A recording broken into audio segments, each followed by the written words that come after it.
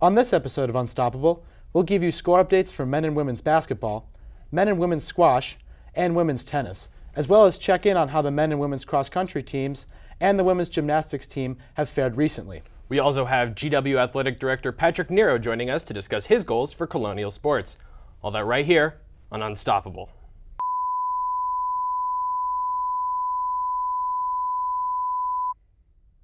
Hello and welcome.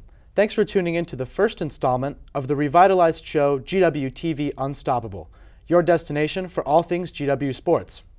I'm your anchor, Sean Grant, and sitting next to me is your co-anchor, Casey Decker. Let's get down to it, Casey. All right, Sean. Well, we'll start off with women's gymnastics, who have been having an unbelievable year. As of right now, they are undefeated, starting off the season with a perfect 9-0 record. Their victories have earned them a spot in the national rankings, number 17. Some of their victims so far include North Carolina, Rutgers, Penn, New Hampshire, and Temple. Next up, they'll face off against three other ranked teams, including number 1 Oklahoma, at the Perfect 10 Challenge in Oklahoma City. Next, we'll take a look at our men's squash team, who have had a strong season thus far and currently sit at 11-5 overall. After starting off the season with 5 straight wins, they went on to drop the next 3, but since then they have never lost more than 1 game in a row. Their best win came when they beat 12th-ranked Cornell 5-4 back on January 31st. That win helped the boys climb into the number 10 spot in the national rankings. We look for them to continue to win in future matches. GW women's squash has also been having a fairly impressive season. They're currently ranked 13th in the nation and are coming off with a big win against 10th-ranked Drexel. The women started off the season strong with 4 consecutive wins, but struggled mid-season against a string of top-ranked schools and fell to 500. Since then, the team has gone 4-2. They have only 2 more matches before heading into the postseason, both against ranked teams. That means 4 GW seniors will soon be playing their final home matches, including Anna Gabriela Porras. Porras was the first College Squash Association All-American in GW history on either the men's or women's teams. She also holds the program record for most career victories with 51. Over to men's track now, where the team has fared well to the indoor season thus far. To open the season, they placed 3rd out of 5 teams at the CNU Holiday Invite and were led in that meet by senior Ryan Tucker, who won the 3,000-meter run with a time of 8 minutes and 38 seconds. Tucker has continued to lead the men's team throughout the indoor season, as he set a personal record in the mile run in their second meet with a time of 4 minutes and 20 seconds, and finished 3rd out of 21 competitors, and broke his own personal record in the 3,000-meter run during the team's last meet on February 5th with a time of 8 minutes and 24 seconds. The team will look for continued success from Tucker as they head into the A10 Championships on February 20th. Well, we're going to go to a short commercial break. Stay tuned. Wonderful academic institution with a fine athletic tradition. Patricio Garino throws it down with 2 hands. Wonderful city. It's a great place to go to school. Keith and Savage open down the right side. Will go and Duncan with his right hand. Not just the family, it's the whole community. Armwood Duncan with 1.9 seconds left. Armwood, a thunder slam. 81-80 George Washington. A huge victory for the Colonials. Nearly 16 million people visit Washington, D.C. every year. Some come to witness, some to be heard. We come to make an impact, to learn from leaders, and to lead others. To create and create change. We are the George Washington University. We come to make history. Welcome back to Unstoppable. Let's continue our rundown of current Colonial sports with women's track. The team has started the indoor season off with less than ideal results, consistently placing near the bottom in team meets. However, on an individual level, many of the women are seeing great success. Several runners have bested personal records, and freshman Taryn Milbourne recently broke her own record for fastest 200-meter dash time in school history.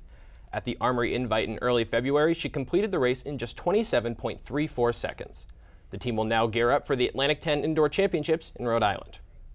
And to wrap up our score updates, women's tennis has started off this season with 2 straight wins.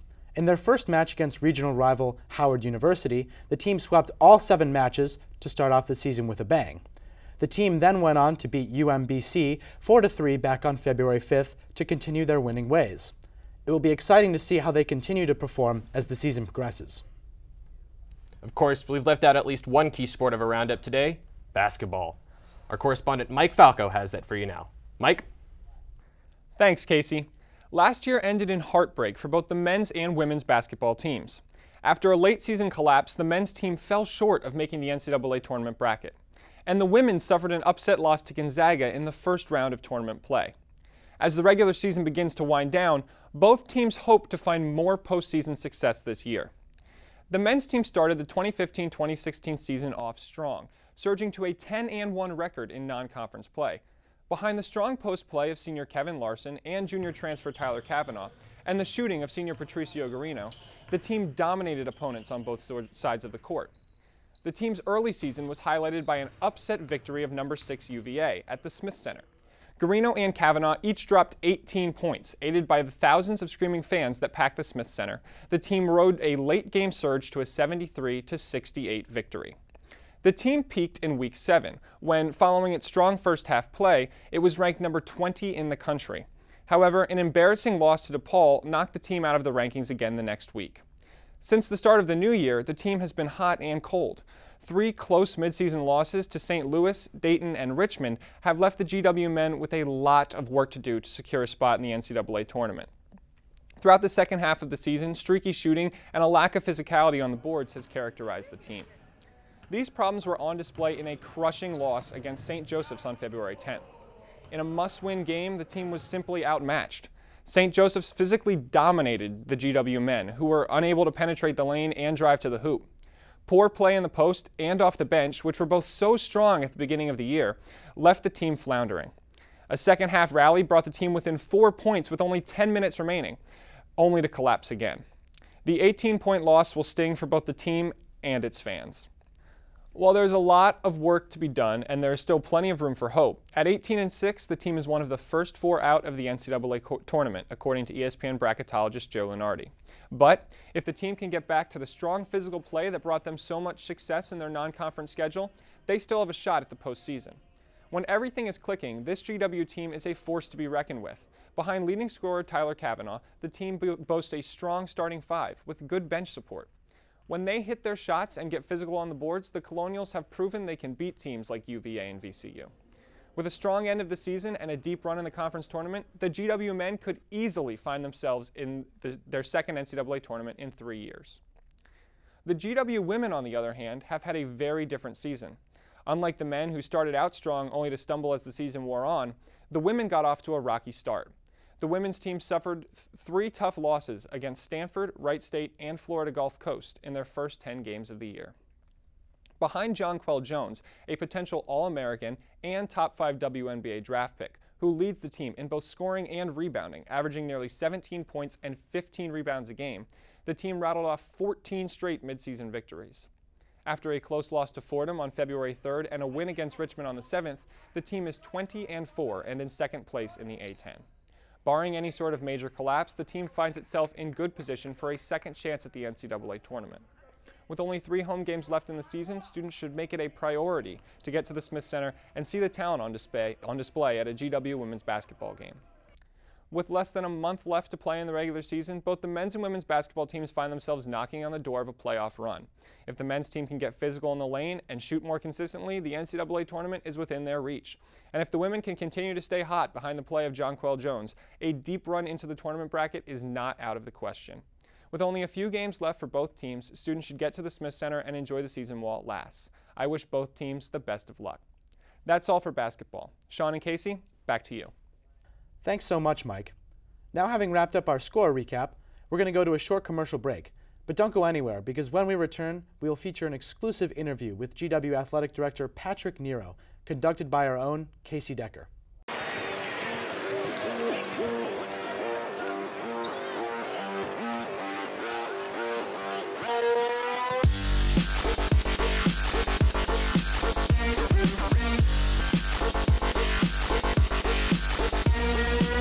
Buzz started for me out on the line outside of the Barclays Center. You know, a lot of GW alumni filtering in. I'm just so proud to be an alumni and be a part of this movement.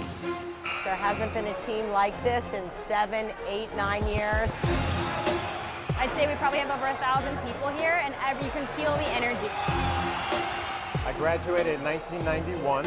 I graduated in 2009. I graduated in 2005 from the Elliott School. The School of Medicine and Health Sciences. From the Columbian College. If you want a place to be in the world tonight, it's right here with all of our alumni, students, parents, friends of the George Washington University. It's just important to have a community that supports our student athletes. I love this team, and I'm proud to support it. Everyone that's participated and made this happen knows it didn't happen overnight. What we're trying to do is develop students and student athletes to really impact the world. This is an even better turnout than last year. The first thing it can really do for us is get our name out there.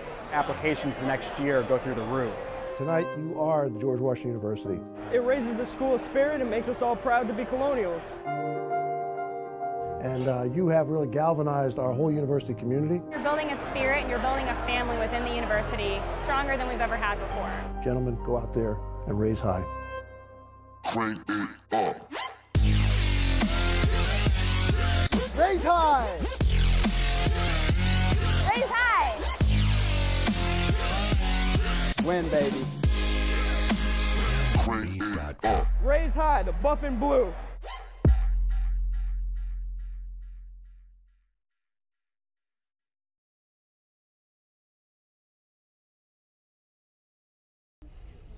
Welcome back to Unstoppable. Joining us now, we have Patrick Nero, the athletic director here at GW. Mr. Nero, thanks so much for joining us. You're welcome, Casey. It's great to be here. Thanks. So I want to begin by asking you, what were your goals for GW Sports coming into this year? Sure. For this year, I mean, this is our, for me, it's my 5th year here at GW, and we've really been building the program since 2011. And so for this year, it really was to get all of our teams to take that next step. To be at the top of whether it's the Atlantic 10 or whatever conference they're playing in. So competitively, our competitive goals were really to compete for championships. Were there any specific teams you were focusing on building this year, more so than in previous years? Well, I think, when you're an athletic director, for us at GW, we have 27 teams. And so we talk a lot about the fact that each team is in a different stage. And so you're building each team to see if that next year they can take it to a next level. So we started off in the fall with our 2 soccer programs. Women's soccer each year, the last 3 years, had gotten better. And this year they went 9-0 in conference, won the Atlantic 10 championship. So an undefeated season. I think that was the first time in history for us that we had won an undefeated Atlantic 10 regular season championship. And then our men's soccer team, I think, maybe fueled a little bit by how well our women's team was doing. They ended up winning the championship, regular season championship as well. Perfect. So each team, I think, we take a look at and say, where are they in their progress as a program? Where can they go next? So can you explain to me what a 5-year plan is? Because I see a lot of that. Sure. I think specific to GW, what we did my first, I think, 9 months here, we really studied where we were as an athletic department. We took a good look at the student experience, their academic progress, their academic success, and then we took a look at our competitive success. Could we be competitive in the conferences that we were competing? And so we laid forth a 5-year plan with our board of trustees here at GW to look at each of those categories and plot out the ability to have success in each of those areas. And last week we had a chance to go back to the board of trustees because we're 3 years into the plan from when it was announced, and we're able to give a good progress report. And we've seen the success that we had hoped for. In some instances, I think we've surpassed where we thought we would be competitively and academically, and then in other areas really taking a look to see what we have to continue to do in some of our teams to make sure they can be more competitive in the future. So what are some steps you'd be taking to make some of our teams more competitive? Well, I think, for us it's been, you look at a lot of different things. So the first thing that we had to look at from a competitive standpoint was the ability to recruit a high-level student athlete, one that was academically prepared to come to GW, but also competitive and athletic enough to compete at a high-level Division I school. And so we looked at things such as scholarships. We looked at our facilities. We looked at our coaching staffs. We looked at our scheduling and put all of that together. And each team, where are we at this particular time, and then put the resources in so that each team could attract a higher level student athlete. So you mentioned that our soccer teams have been doing very well. What are some of your other personal highlights of the season so far? Yeah, I mean, I think it's very cyclical. So we started the fall, and volleyball had another very good season. You know, incredibly competitive with Oregon at the time, who I think was 15th in the country or top 15, and ended up losing a 5-set match. But you know, to know that we could compete in volleyball at that level was exciting. And then we went right into the winter sports and had some great early wins from our men's and women's basketball programs. Obviously, a highlight for me would be a full Smith Center to beat UVA early in November. That was incredible. And then I think it was about a week later on the same day that our men's basketball team beat Tennessee on a neutral court, our women's basketball team beat Iowa. It was a top 20 program. So, you know, for me, it's just that continuing, and we now are into more of our winter sports. Both of our squash teams are ranked in the top 15 in the country. Our gymnastics team is ranked about 15 in the country. They're undefeated at 9-0, and both basketball teams are making a run for the postseason. So I try to follow all of our 27 teams. It can be exhausting at times. We have close to 500 student athletes just on the varsity side, another 1,000 on the club side. So the athletic highlights are great. Probably the other big highlight for me would be we won a competition amongst Division 1, 2, and 3 schools, which is 1,200 schools in the area of community service. And GW was finished first in the country in community service in this fall. And that was very big for me and for our program because it's part of who we are as a university.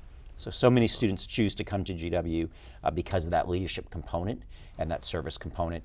And so to know that we're doing what we need to do in the athletic department to allow our student athletes to also have that experience is really important. So what are some of the things you're most looking forward to in the remainder of the season? Well, I mean, I would say we're midpoint now when you look at our fall sports and our winter sports, and we're coming towards the end of the winter sports. So over the next month, it's really watching to see where we can go with our squash programs are getting ready for national championships in 2 weeks. Men's and women's basketball are really making a run to get to the NCAA tournament. I would love to sit here on Selection Sunday and Monday with both teams going to the NCAA tournament. That would certainly mean we met the goals of those programs. And then 2 weeks later, our gymnastics program will go to their Eagle Championship, which is a chance for them to, for the first time ever, win back-to-back championships. So I think that's the next month. It'll be a lot going on, and then we'll get into the spring sports.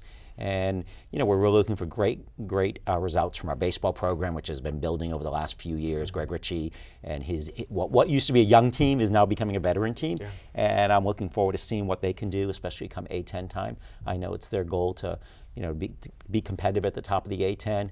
Our men's and women's tennis programs hopefully will both compete for an A10 championship again this year. So the spring sports will be right around the corner soon too. So certainly a lot to be excited about for Kelowna sports fans. Like if you follow GW Athletics, you know we've become a year-round program. Yeah.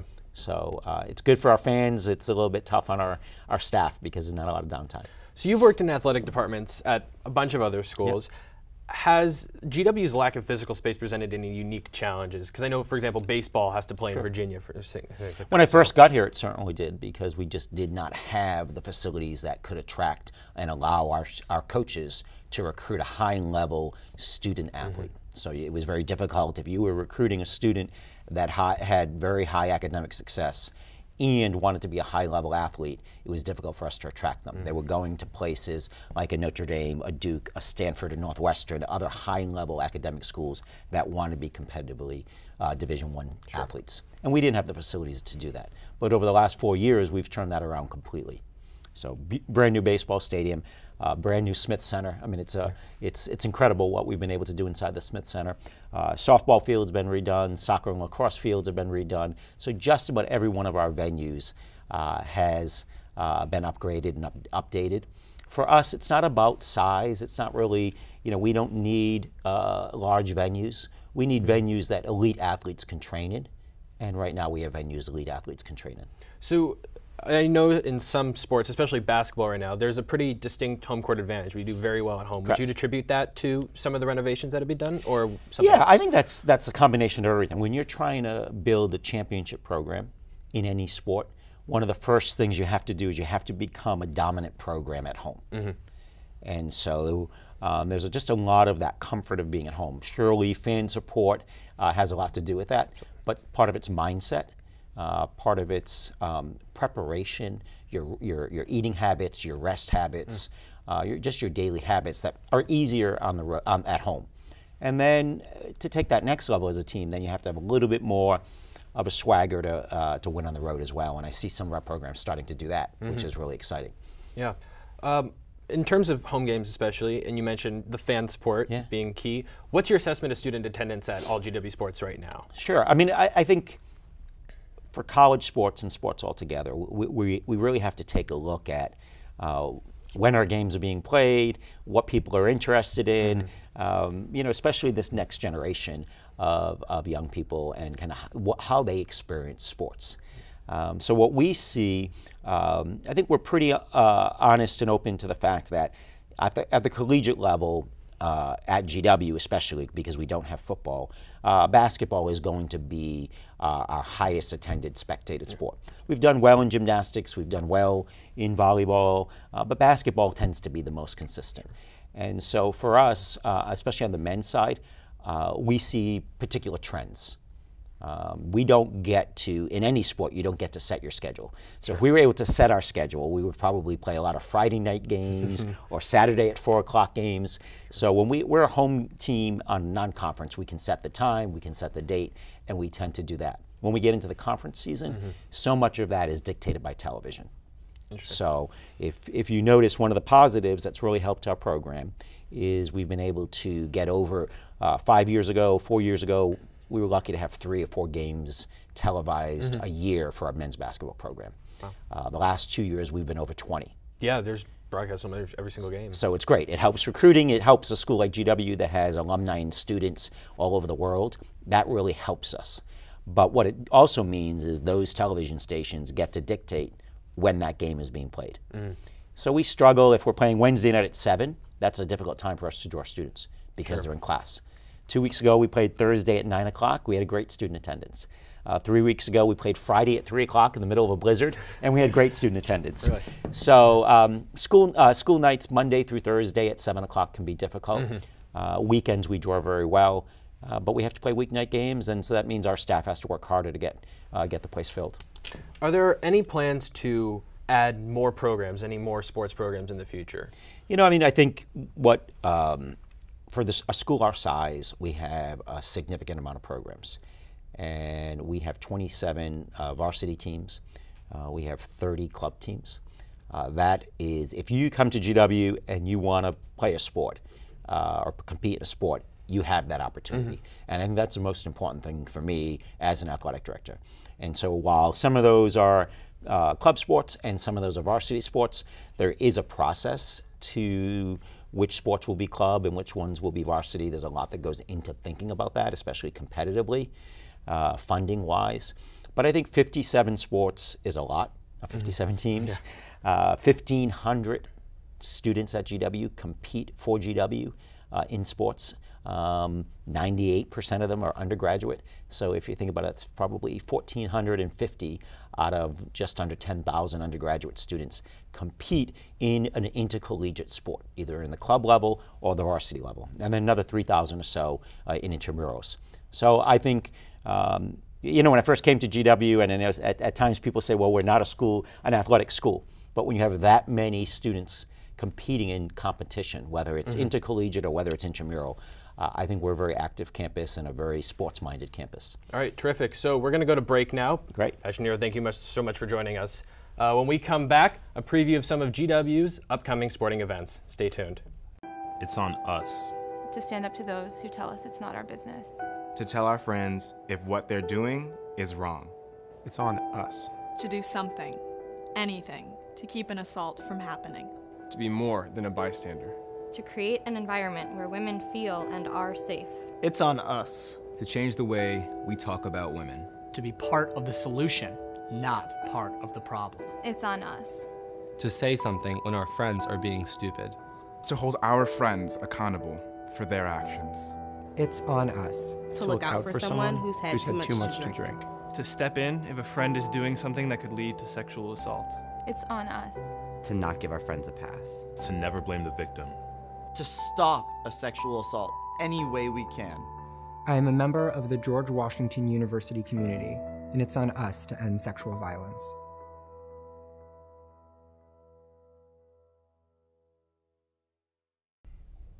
Welcome back to Unstoppable. To wrap up the show today, we're going to send it over to Andy Weber, who's going to tell you what games to look forward to in the coming weeks. Andy? Thanks, Sean. Here are the upcoming home games that all Colonials need to see. On February 19th, gymnastics will host its annual Pink Meet, where they will compete against North Carolina and William & Mary. Then, on the 20th, women's basketball will face VCU, followed on the 21st by the men who take on last-ranked A-10 rival LaSalle University. Finally, on the 23rd, baseball opens their home season against Delaware State. Sean, Casey, back to you. Well, that's all we have for you today. Thanks for tuning in. And make sure you come right back here next time for more of Unstoppable on GWTV.